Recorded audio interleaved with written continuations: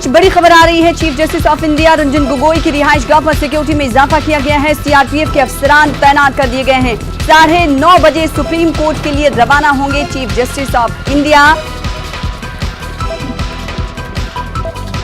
रंजन गोगोई।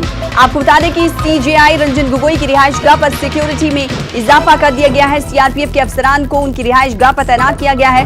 9:30 बजे supreme court के लिए सीजेआई रवाना होने वाले हैं और मामले की हसासियत को देखते हुए ये सिक्योरिटी बढ़ाई गई है उनकी रिहाइशगाह पर, क्योंकि 10:30 बजे से फैसला पढ़ना शुरू कर दिया जाएगा। 10:30 बजे से तारीखी फैसले का इंतजार सभी को हो। ऐसे में चीफ जस्टिस ऑफ इंडिया की रिहाइशगाह पर सिक्योरिटी बढ़ा दी गई है, क्योंकि तकरीबन कहा जा रहा है कि 9:30 बजे सुप्रीम कोर्ट के लिए रंजन गोगोई रवाना होने वाले हैं। ऐसे में क्योंकि काफी अहम फैसला है और हसास फैसला है, ऐसे में सीजेआई रंजन गोगोई के घर की सिक्योरिटी में इजाफा किया गया है।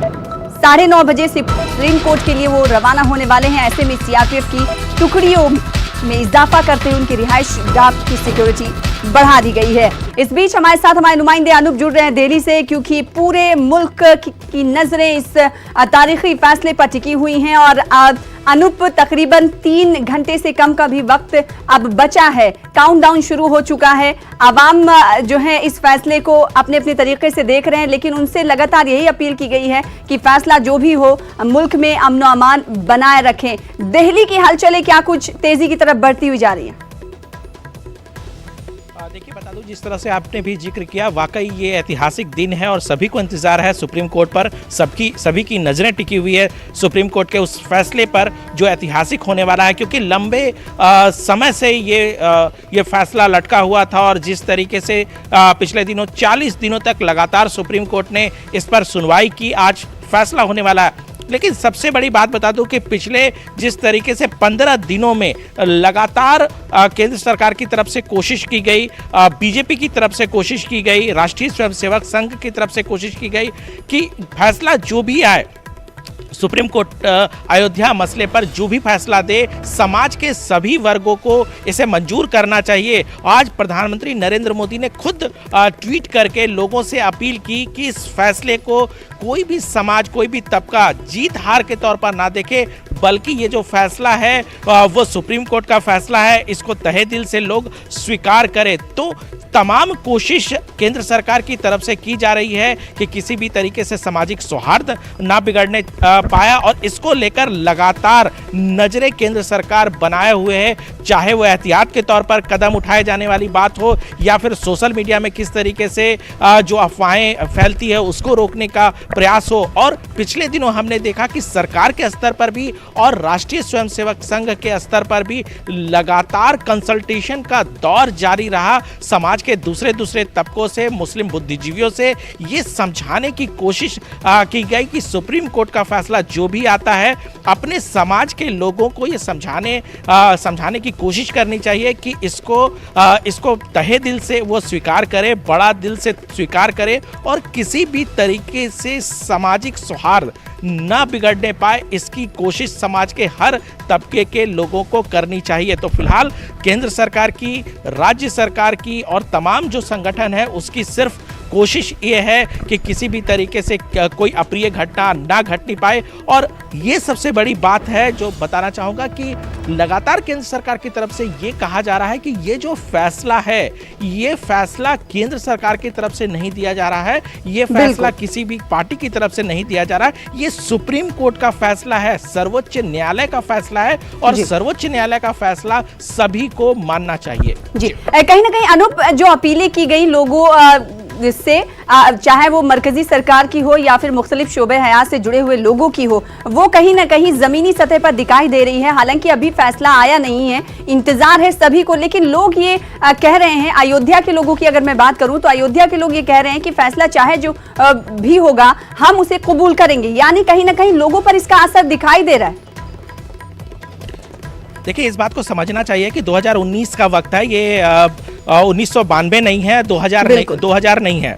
यानी कि इस बात को समझना चाहिए, लोग भी इस बात को बखूबी समझते हैं कि किसी तरह की अगर भ्रम या अफवाह फैलाने की कोशिश अगर समाज में उपद्रवी तत्व करते हैं तो उसके झांसे में नहीं आना चाहिए। ये लोग भी बखूबी समझते हैं और हमने पहले भी देखा कि केंद्र सरकार की तरफ से या राज्य सरकार की तरफ से बड़े बड़े फैसले लिए गए, लेकिन समाज में कोई अप्रिय घटना नहीं घटी है और सरकार भी इस बात को समझती है कि इस तरह की घटनाएं नहीं घटे तो ज्यादा बेहतर होगी। एहतियात के तौर पर वाकई कदम उठाए जा रहे हैं और आपने कमाल फारूकी को भी अभी आपने सुना कि किस तरह से कह रहे हैं कि समाज के सभी वर्गों के लोगों को स्वीकार करना चाहिए सुप्रीम कोर्ट का फैसला। ये वाकई लंबे वक्त से अटका हुआ फैसला है, सुप्रीम कोर्ट इस मसले पर फैसला दे रहा है, इसलिए तहे दिल से इसको स्वीकार करें, बड़े दिल से स्वीकार करें। फैसला किसके पक्ष में आता है इसको हार जीत के तौर पर ना करें। दूसरी बात आपको बता दूं कि केंद्र सरकार की तरफ से, गृह मंत्रालय की तरफ से सभी एहतियात के तौर पर जो भी कदम उठाए जाने चाहिए उस कदम को उठाया गया है।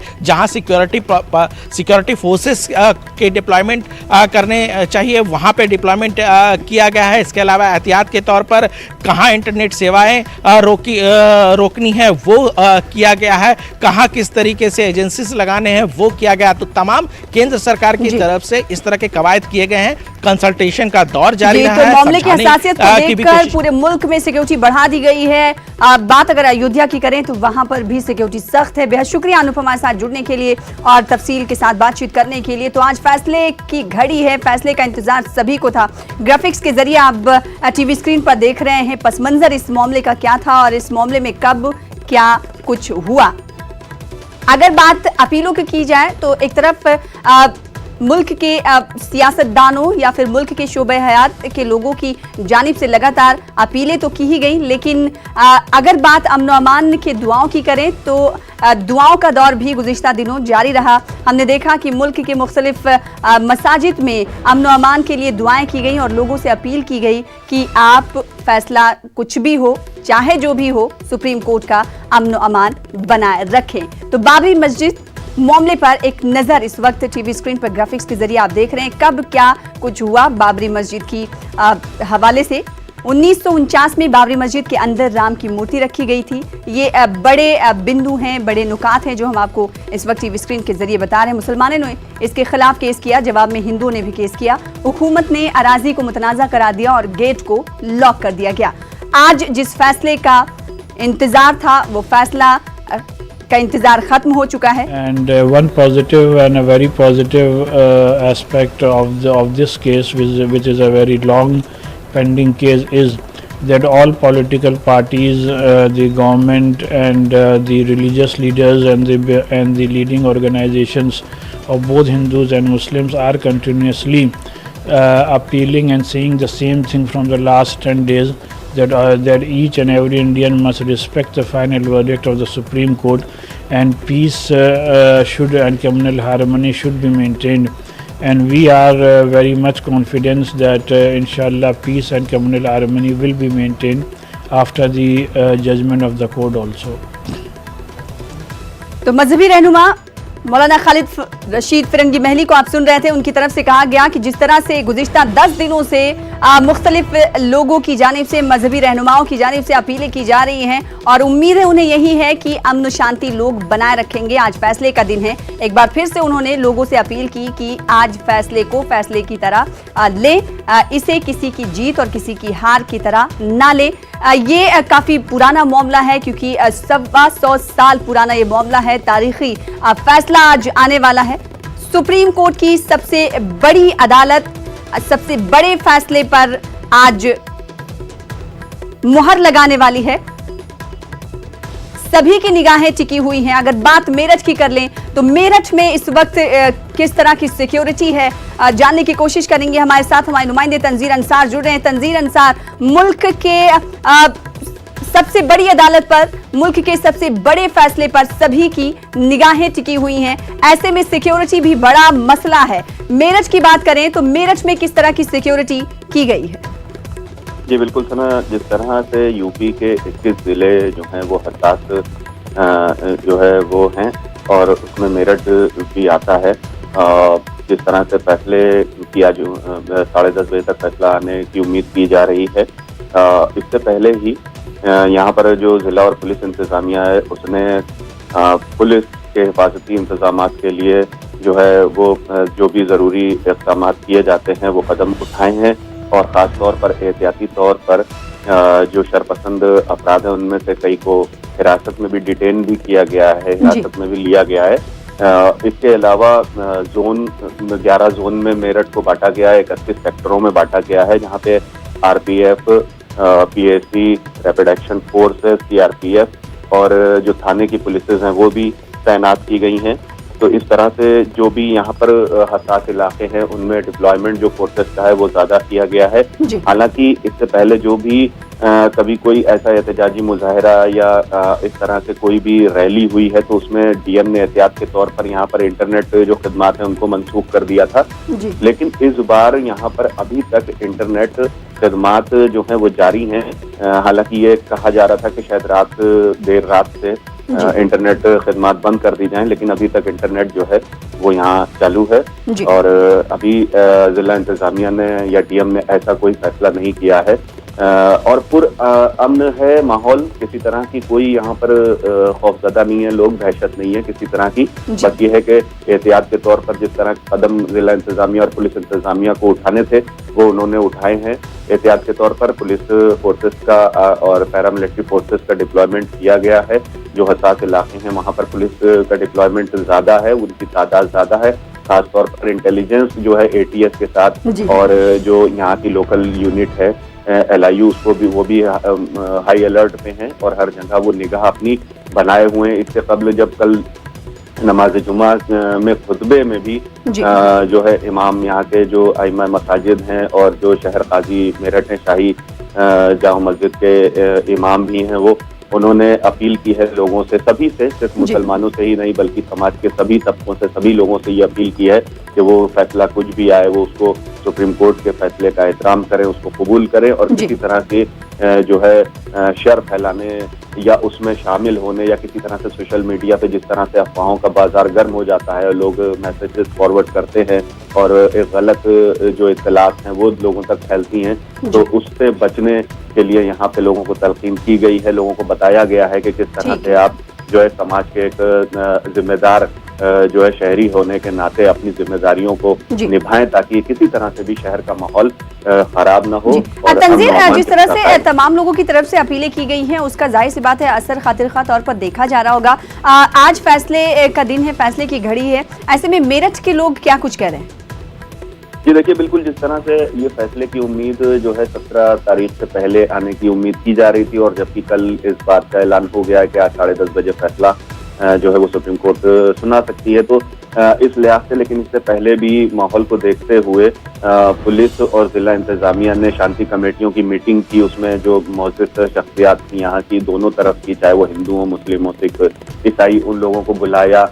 मोहल्ले में शांति कमेटियों की मीटिंग हुई, जो समाजी तंजीमें और मिली तंजीमें हैं उन्होंने अपने तौर पर भी, अपनी सतह पर भी अलग अलग मोहल्लों में जो है वो मीटिंग की है और लोगों को एक पैगाम देने की कोशिश की है। अगर हम मेरठ के माहौल की बात करें तो हर आदमी अमन व अमान की बात यहाँ पर कर रहा है, किसी के दिल में और किसी की जबान पे इस तरह के कलमात नहीं है, इस तरह के वाक़े जो है अल्फाज नहीं है कि वो किसी तरह से शर फैलाने की कोशिश कर रहा हो। समाज के जितने मुअज़्ज़िज़, चाहे वो किसी भी मजहबी रहनुमा हो, समाजी खिदमतगार हों, उन्होंने एक ही आवाज़ में ये अपील लोगों से की है कि वो किसी भी तरह से जो है अफवाहों से दूर रहे। दूसरा ये कि वो अपनी खिदमत भी, अपना ताउन भी समाज की फलाह बहबूदी और ख़ास तौर पर जो माहौल है उसकी बरकरार रखने के लिए, अमन व अमान की फिज़ा कायम रखने के लिए अपना भरपूर काम करे। ऐसे जो शरपसंद अफराद होते हैं जो ऐसे माहौल में कुछ शर फैलाने की कोशिश करते हैं और उनका मकसद होता है कि वो समाज के दो तबकों को आपस में लड़ाएं, तो वो कुछ गलत बयानी भी करते हैं और सोशल मीडिया के जरिए, सोशल प्लेटफॉर्म के जरिए वो लोगों तक अफवाहें फैलाकर और उनको आपस में लड़ाने की कोशिश भी करते हैं। और ये ऐसे अफराद दोनों तरफ हो सकते हैं, तो दोनों तरफ के लोगों ने, जो मौजूद शख्सियात हैं, जिम्मेदार लोग हैं, उन्होंने ये अपील लोगों से की है कि अगर इस तरह से कोई भी शख्स आपको बहकाने की कोशिश करता है या इस तरह से आपको जो है जज्बात को भड़काने की कोशिश करता है, तो उसकी शिकायत एक तो अपने जो भी जिम्मेदारान हैं उनसे करें और पुलिस को भी उसकी शिकायत करें, ताकि पुलिस उस पर एक्शन, फौरी तौर पर एक्शन ले और जो भी मजीद कुछ माहौल अगर खराब होने के इम्कानात हैं तो उसको रोक सके। जी। तो इसलिए पुलिस भी अपनी पूरी कोशिशें अंजाम दे रही है। पुलिस का जिस तरह से इंतजामात हैं उसको देखते हुए यही कहा जा सकता है कि चप्पे चप्पे पे हिफाजती इंतजामात के लिए बहुत पैनी नजर रखी जा रही है। ड्रोन कैमरे से जी तंजीर, आपसे ये सवाल करना चाहेंगे, जिस तरह से आपने कहा कि पूरी तरह से छावनी में तब्दील है मेरठ है, ऐसे में लोग जिस तरह से रोज निकलते थे, क्या आज घर से बाहर वो मॉर्निंग वॉक के लिए निकले, दुकानें खुलती हुई नजर आ रही या फिर थोड़ी सी सख्ती देखी जा रही?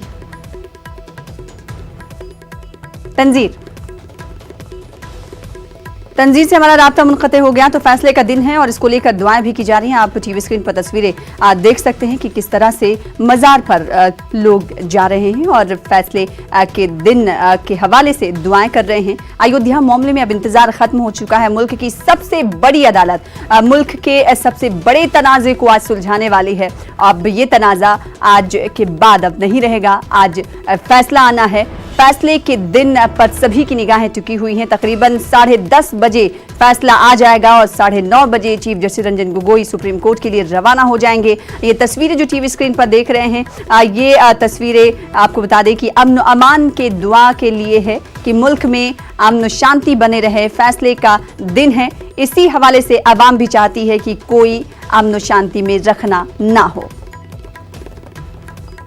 पिछले 2500 साल से, जब से हम पैदा हुए तब से सूफ़ी और संतों की बात करते हैं, सूफीज़म की बात करते हैं, एकता और अखंडता की बात करते हैं।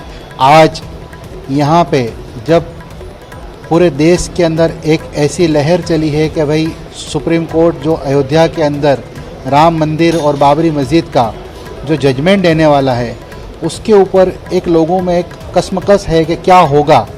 तो यहाँ ये जो दरगाह शरीफ है जो पिछले 800 साल से मौजूद है, इन्होंने जो सूफ़ी संदेश फैलाया है, उसी संदेश को हम आगे बढ़ाते हुए हमने आज यहाँ पे दुआ का प्रोग्राम रखा।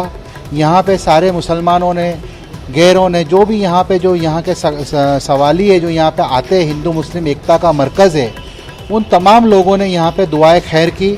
हिंदुस्तान के अंदर अमन कायम रहे, शांति रहे, भाईचारा बरकरार रहे, किसी तरह की कोई भी अप्रिय घटना न हो, इसके ऊपर हमने एक दुआएं खैर की है। और हमने यहाँ पे मुल्क और तरक्की करे, मुल्क तरक्की करे, जो भी यहाँ पे जो कानून और ये जो है मौजूद रहे, इसके लिए हमने भाईचारे की दुआ की है। ये 800 साल से दरगाह शरीफ से हमेशा यहाँ एक मरकज़ रहा है कौमी एकता का। यहाँ पे हिंदू मुसलमान आते हैं, मगर हर कौम का इंसान यहाँ पे खुश होकर जाता है क्योंकि एक दरगाह है जहाँ पे बलाव का भी रद्द होता है। और आज के दौर में जो हम देख रहे हैं कि थोड़ा कुछ ऐसा माहौल बन रहा है कि लोग कुछ अप्रिय काम करें क्योंकि सुप्रीम कोर्ट का जो जजमेंट आने वाला है उसके हिसाब से। तो कौम के अंदर एकता को बरकरार रखने के लिए ये एक मिसाल भी है और यहीं इसी ये मरकज़ रहा है। तो यहाँ से ही हम ये पैगाम फैलाना चाहते हैं देश को कि एकता बनाए रखे, जो सूफ़ी संत है उनके राह पे चला करें। मुसलमानों को भी और हिंदुओं को भी हमारे यही पैगाम है। देश की सबसे बड़ी अदालत आज हिंदुस्तान के इतिहास का सबसे बड़ा फैसला सुनाएगी। राम मंदिर मामले में 5 जजों की बेंच सुप्रीम कोर्ट में बनाई गई। 40 दिन तक लगातार सुनवाई हुई। पिछले महीने इस मामले का फैसला सुनवाई पूरी करके सुरक्षित रखा गया और आज इस मामले पर सबसे बड़ा फैसला आने वाला है। 10:30 बजे 5 जजों की बेंच बैठेगी और अयोध्या मामले पर फैसला सुनाएगी। फैसले से पहले तमाम पक्षों ने देश के सभी तबकों से, चाहे किसी भी मजहब हो या कोई भी अन्य लोग हों, सबने यही अपील की है कि फैसला चाहे जो हो, इसको जीत और हार की तरह पर नहीं देखना है, सबको इसके सामान्य तौर पर देखना है। देश में कोई जजमेंट आए उस समय